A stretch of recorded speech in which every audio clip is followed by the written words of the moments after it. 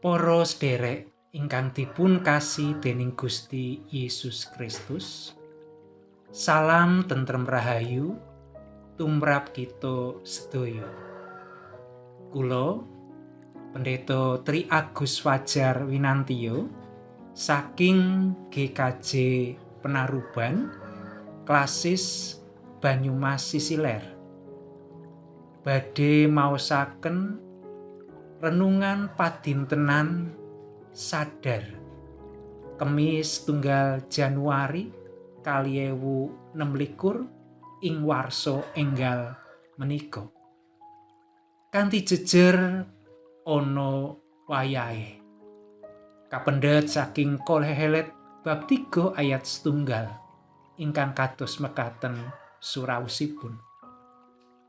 Samubarang kabeh iku ana wayahe. Apa bae ing sangisore langit iki ana wayahe. Ana wayahe. Taun anyar asring kita ginakaken kangge ngengeti lan ngraosaken ingkang sampun kalampahan lan nandhesaken malih pangajeng-ajeng ing taun ingkang badhe kita lampahi. Kita ngengeti ingkang sampun kalampahan dadosa perkawis ingkang bingah menapa dene sisah.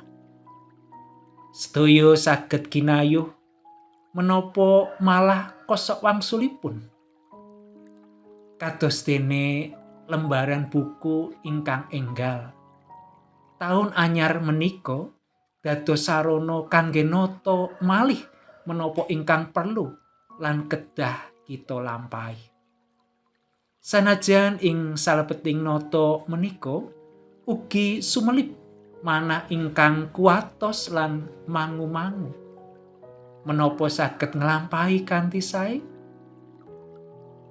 Satunggaling kaneman ingkang nama Andi ing taun kapengker ngalami lampahing gesang ingkang awrat. Piyambakipun kecalan padamelanipun. Dene ibunipun mlebet griya sakit sawetawis wekdal. Janipun menawi karaosaken awrat. Ananging piyambakipun sinau nampi lan masrahaken ing Gusti. Tundhanipun sedaya saged kapulihaken. Andi saged nyambet damel malih lan ibunipun saras malih. Pamatur nuwun Gusti tumrap sedaya ingkang sampun kelampahan. Kula pitados paduka sampun kagungan rancangan ingkang adi tumrap gesang kawula. Kula pasrah pandonganipun Andi. Kitab Kohelet bab 3 ayat 1 ngengetaken ugi dumateng kita pilih ingkang lumpampa ing gesang menika wonten wekdalipun.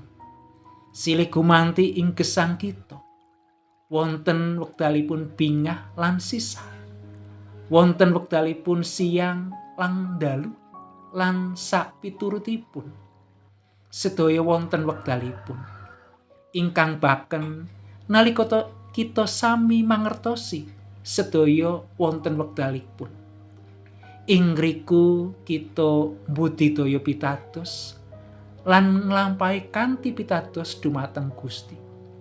Pilih Gusti paring kaendahan tumrap saben perkawis.